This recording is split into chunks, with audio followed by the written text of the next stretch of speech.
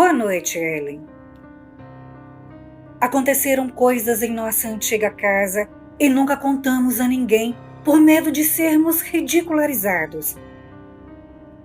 Achávamos que nunca passaríamos por essas experiências, mas estávamos enganados. Depois de ouvir um relato em seu canal chamado Terror em Norwich, me encorajo a contar o que nos aconteceu há 7 anos atrás. Sou Flaviana Marques. Nasci em Blumenau, Santa Catarina, mas moro em Middleton desde os 14 anos de idade, sendo que hoje tenho 23 anos. Quando viemos para cá, o sonho de meus pais era o de liberdade, segurança e estabilidade financeira. Na época, o meu pai já estava cansado de trabalhar e não conseguir o tão sonhado padrão de vida que almejava para sua família, já que no Brasil ele trabalhava a morrer e as coisas nunca mudavam. Com o apoio de minha mãe e a ajuda de um tio que já estava aqui há muito tempo, ele veio já com trabalho garantido e promessa de uma vida bem diferente que vivíamos aí. E realmente, a diferença foi espantosa. Quando viemos para cá, ficamos hospedados em casa de meu tio por 6 meses até o meu pai conseguir uma casa para comprar. Não era uma casa grande, porém atendia às nossas necessidades. Estávamos felizes por ver as coisas melhorando para nós.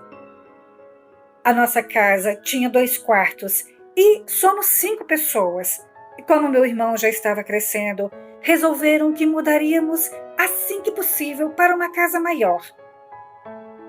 Moramos ali por 2 anos e assim que meu pai conseguiu juntar um pouco mais de dinheiro, comprou uma casa aqui mesmo em Middleton, com 4 quartos e as demais dependências que pareciam ter saído de um conto de fadas de tão lindo que era.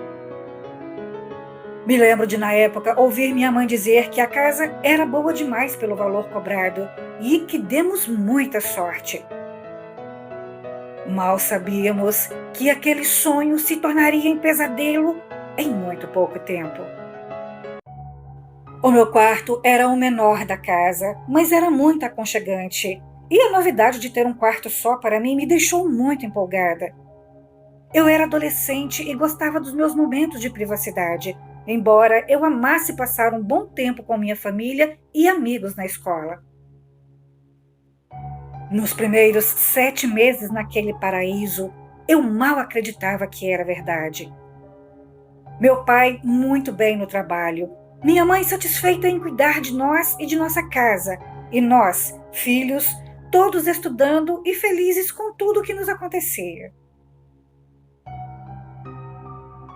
O pesadelo começou em 23 de junho de 2014, uma noite que eu jamais esquecerei. Eu estava conversando com minha prima pelo MSN. Eram quase 11 horas da noite e eu estava com muita cólica. Nos despedimos e me preparei para dormir. E enquanto eu desfazia minha cama, eu vi de canto de olho uma silhueta que me pareceu minha mãe passando no corredor e em seguida eu ouvi barulho na cozinha. Então eu disse: "Mãe, quando você voltar, me faça o favor de trazer um copo com água." Não tive resposta. Esperei ela voltar e nada dela voltar. Como ela não voltava e eu já estava com muito sono, fui até a cozinha buscar um pouco de água para tomar um analgésico. E quando cheguei lá, vi o que parecia ser minha mãe no canto da cozinha, no escuro e de costas. Eu perguntei o que ela estava fazendo ali e ela não me respondeu. E como a minha mãe tem umas manias periódicas e eu estava com muita dor, nem esperei ela responder. Peguei minha água e voltei para o quarto. Durante a madrugada, eu acordei com passos no corredor e a sensação de estar sendo observada. Imaginei que fosse a minha mãe e voltei a dormir, mas eu não consegui e isso durou a noite toda. Quando eu levantei de manhã, enquanto tomava café, me queixei com a minha mãe dela não ter me atendido com a água. Perguntei o que ela estava fazendo no canto da cozinha e por que dela andar a noite toda pela casa. Mas, para o meu espanto, ela disse ter dormido cedo e não levantou nem para fazer xixi durante a noite. Minha irmã também ouviu os passos e disse que uma mulher entrou em seu quarto, mas ela também achou que fosse a minha mãe e não se importou. O meu pai ouvia tudo, olhando para nós e se divertindo com nossas expressões de curiosidade e espanto, e disse: "Imagina se a casa fosse assombrada. Teríamos que chamar os caça-fantasmas." E ria, imaginando toda aquela situação. Vou resumir os fatos. A partir daquela noite, não tivemos mais sossego naquela casa. As manifestações começaram de uma forma muito sutil e, aos poucos, foram se revelando constantes e agressivas até mesmo durante o dia. Em um dos piores episódios, meu irmão estava brincando na sala com um quebra-cabeças de madeira e, do nada, uma das peças foi arremessada contra a cabeça dele com muita força, causando-lhe um galo e um corte na testa. A minha mãe entrou em pânico e saiu da casa com ele até o meu pai chegar conosco no final do dia. Ele nos buscava na escola porque trabalhava perto. Muito nervosa, minha mãe disse ao meu pai que queria mudar, e ele, sem acreditar no que aconteceu, disse que talvez o Cristiano, o meu irmão, teria sofrido uma queda, e isso justificaria o edema em sua testa. Como ele era muito criança e não sabia explicar direito, talvez tivesse se confundido ao dizer que tinha sido atacado pelo quebra-cabeças, mas ele reproduzia a cena várias vezes fielmente e dizia que a peça o atacou. No dia seguinte, minha mãe, na cozinha preparando o almoço, sentiu alguém puxar violentamente o seu cabelo, e foi tão forte que arrancou-lhe um tufo dos cabelos e a derrubou no chão. Nessas alturas, ninguém mais dormia em seus quartos. Nos acomodamos todos no quarto de meus pais para nos sentirmos em segurança, mas os barulhos na casa durante a madrugada pareciam coisas de filme de terror. E a pior de todas as manifestações aconteceu na noite de 5 de novembro, e essa foi crucial na decisão do meu pai de se livrar da casa.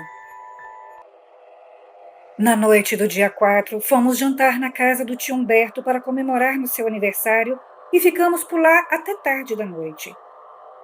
Quando chegamos em casa, a sala estava toda revirada. Parecia que alguém havia entrado na casa, mas as portas e janelas estavam todas fechadas como deixamos ao sair, e não estava faltando nada. Quem entraria em uma casa devidamente fechada, reviraria todos os pertences e não levaria nada? Meu pai não queria dizer aquilo a ninguém porque receava ser taxado de brasileiro louco e perder boas oportunidades de crescer ainda mais em seus negócios. Mas aquela situação estava insustentável. Então, ele combinou com minha mãe que até o final do ano sairíamos daquela casa, nem que fôssemos para morarmos de aluguel. Fomos nos deitar, e no meio da noite, o meu pai acordou com um grito em seu ouvido esquerdo, e quando abriu os olhos, ele viu uma mulher semelhante à minha mãe, mas ela tinha os olhos esbranquiçados e sua expressão era de ódio. Ele conta que não conseguia se mexer enquanto ela disse a ele que se não saíssemos da casa dela, ela iria nos matar. Quando ela desapareceu, o nariz do meu pai começou a sangrar e em seu braço esquerdo apareceram marcas de mão, como se alguém tivesse apertado seu braço com muita força. Saímos da casa assim que amanheceu, levando apenas algumas roupas, e ficamos quase um mês em um hotel a 4 quilômetros daqui, enquanto meu pai cuidava da venda da casa e a compra da nova. Nos mudamos para outra casa bem menor, bem modesta, mas muito confortável. E aqui nunca vimos nada, nem sentimos nada desagradável. Hoje, por precaução, temos filtro dos sonhos em nossos quartos e amuletos que ajudam na proteção da casa. Quando meu pai vendeu a casa antiga, ele soube que a primeira proprietária havia sido assassinada 8 anos antes de ser vendida a ele e que nenhum morador conseguia ficar ali por muito tempo. Aí, ele entendeu o motivo do baixo preço pedido por ela. Ele se sentiu na obrigação de dizer aos novos proprietários que a casa era assombrada, mas eles não acreditaram e riram dele.